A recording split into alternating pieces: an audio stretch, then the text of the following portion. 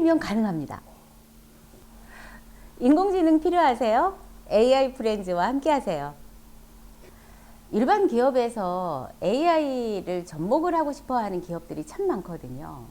근데 이게 저는 좀 단계가 필요한 것 같아요. 그래서 처음에 데이터가 우리가 지금 현재 가지고 있는 데이터가 인공지능 접목이 가능한지 이거부터 시작을 해야 된다라고 생각을 하고요. 그렇게 되면 이 분야에 대해서 도와주실 수 있는 전문 연구자를 미팅을 할 수 있는 그런 단계가 좀 필요하고, 그 다음에는 요 뒷단으로 사실 이제 데이터 정제 작업부터 시작을 하잖아요. 근데 그 앞단에는 데이터를 분류해서 이게 가능한지 아닌지에 대한 여부가 그 앞단에 들어가야 되고, 그래서 그게 데이터가 추출이 돼서 이거는 가능할 것 같아요 하면 그때부터 이제 데이터 정제 작업이 들어가야 될 것 같고, 인공지능 엔진이 개발이 되면 사실 그 다음에는 서비스 단이 들어가야 되거든요. 근데 거의 다 보면 인공지능 엔진 개발하는 데까지, 여기까지는 저희가 쉽지 않게 접할 수 있어요. 요 부분만 데이터 정제하고 인공지능으로 알고리즘 짜서 만드는 데까지. 근데 이제 여기 앞단과 뒷단이 연결이 안 되니까 사실 이거는 우리가 서비스를 해야 되는 거잖아요. 제품이 됐든 상품이 됐든. 그래서 인공지능이 훌륭한 게 아니라 인공지능을 탑재한 제품이나 서비스가 훌륭한 거죠. 그래서 이게 사회에 나와서 이것들이 역할, 활용되어지고 쓰여질 때만 저는 인공지능이 제 역할을 하는 거라고 생각이 되거든요. 그래서 그 뒷단에 서비스, 그러니까 IT 솔루션이 들어가야 돼요. UI, UX 개발도 들어가야 되고, 디자인도 들어가야 되고 하는 그 IT 부분까지 사실은 이 AI 개발 영역에 들어가야 된다고 생각이 들어서 요거를 AI 프렌즈가 함께 고민을 좀 해주셨으면 좋겠습니다. 아직도 인공지능에 기대하는 바도 크고요. 저희가 앞으로 이제 미래에 서비스를 해야 되는 그 측면은 계속 될 것 같아요. 그리고 저희가 인공지능과 함께 인간이 할 수 있는 가장 위대한 일, 이거를 좀 같이 하고 싶거든요. 그래서 인공지능을 통해서 우리가 실제로 인공지능 여기까지는 해줬으면 좋겠다라고 하는 거를 완성하려면 아직도 유영균 박사님을 훨씬 더 괴롭혀야 될 것 같고요. 한 3년 정도는 더 진행이 되어야 될 것 같고, 제가 요즘에 제일 좋아하는 단어가 오브젝트 디텍션이에요. 네, 그 이미지에 대한 것이 사실은 저 되게 놀라웠어요.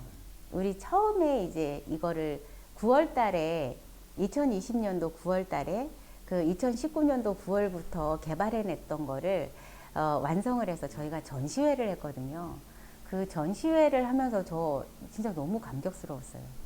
처음에 시도를 할 때 과연 애기들은 다 개발세발 막 그리거든요. 그리고 특히 우리 고객들이 5, 6, 7세 애기들이에요. 그러다 보니까 손에 이 대근육, 소근육의 힘이 약해서 사실은 이거 그림 그리고 이렇게 할 때 형태라든지 이런 것들이 다각각이거든요. 근데 그거를 기계가 인식을 해서 그 인식한 거에 대한 값이 그렇게 나오는 거를 보고 저 정말 감격스러웠어요. 그래서 그 전시회가 끝나고 전화를 참 많이 받았거든요. 그러면서 이제 제가 돌아다니면서 AI 홍보맨이 됐어요. AI 프렌즈의 홍보맨이 됐어요. 그래서 이제 AI 프렌즈의 커뮤니티에 들어와 있는 그 박사님들 너무 존경스럽고, 그분들하고 많은 그 기업가들이 좀 매칭이 잘 됐으면 좋겠어요. 그래서 그분들이 실제로 비즈니스도 이런 어려움이 있겠구나, 이런 과정이 있겠구나를 알게 되시면 조금 더 커뮤니케이션이 수월하게 될 수 있을 것 같거든요. 저희 인공지능 그 온라인 시스템은 진짜 베타 서비스였어요. 그래서 그거를 저희 고객들한테, 지자체가 저희 고객이거든요. 교육청 지자체가 고객인데, 그 지자체에 저희 그 서비스 팔러 갈 때, 영업하러 갈 때 그거 보여주면 다들 너무 좋아하시는 거예요. 그래서 그때 비즈니스적으로도 좀 도움이 많이 됐고요. 그리고 와 이게 된다고? 그렇게 하고 나서 전시회 끝나고 나서 얼마 있다가 저희 지도 교수님이 저희 회사를 방문하셨죠.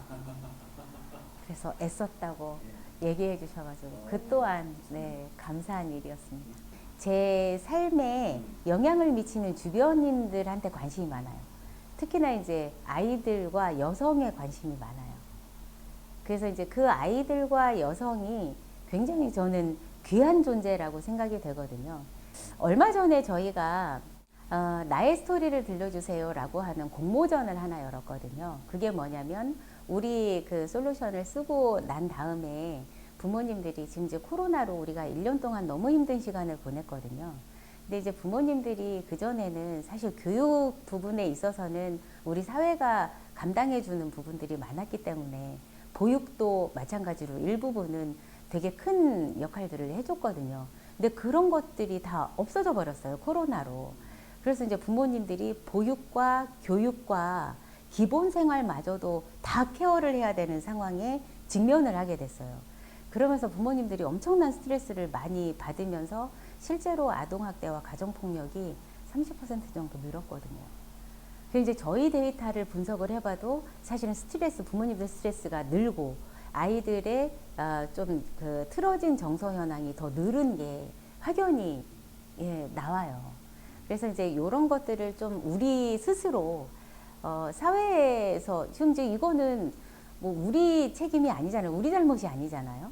그런데도 불구하고 이거를 우리가 받아들이고 그래도 가장 건강한 방법을 선택을 해야 되기 때문에 요걸 좀 우리가 나름대로 방법을 찾아보자 라고 하는 그 의도에서 나의 스토리를 들려주세요라고 하는 실제로 코로나 상황에서 아이 케어하고 하는 것들을 수기를 받아봤어요. 근데 2주일 딱 모았거든요. 신세계 상품권 걸고요. 근데 100개 정도의 스토리가 공모가 됐고요. 그 중에서 진짜 저희가 같이 울고 웃었던 사연들이 너무 많습니다. 그래서 이제 저희 처음에는 저희가 이 솔루션을 제공할 때 되게 외로웠어요. 공격도 많이 받고. 근데 이제는 그 학부모님들하고 같이 우리가 이 일을 하고 있다라고 하는 공감대와 공감을 같이 그 공유를 하고 있기 때문에 더 힘을 내서 좀 더 나은 방향으로 갈 수 있는 것 같아요. 그 사례를 들려드릴까요? 사실 이제 이게 코로나가 장기화되면서 부모님들이 직장 생활을 같이 병행하시는 분들은 더 힘드세요. 아이들이 이제 온라인 수업이나 뭐 이런 것들을 한다라고 하면 그 수업까지 챙겨야 되는데 사실은 직장에서는 직장인의 역할이 따로 있잖아요. 그러니까 이게 분리가 안 되다 보니까 스트레스가 너무 많았던 거예요. 그래서 아이하고 몰랐던 부분도 너무 많이 알게 된 거죠. 24시간을 붙어 있었던 적이 없어요, 우리가. 근데 그냥 물리적인 환경에 의해서 그 상황에 놓여버리게 된 거예요.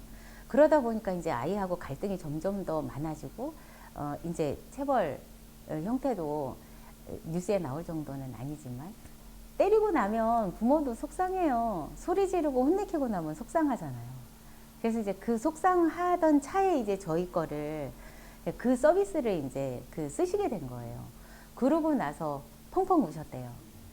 그 자기에 대한 상태도 알게 되고 우리 아이가 어떻게 느끼고 있는지에 대해서 행동하는 그런 것들이 자기가 본 거랑 너무 그게 똑같이 그 나와 있으니까 그래서 이제 어떻게 해주라고 하는 솔루션이 잠깐 나가거든요.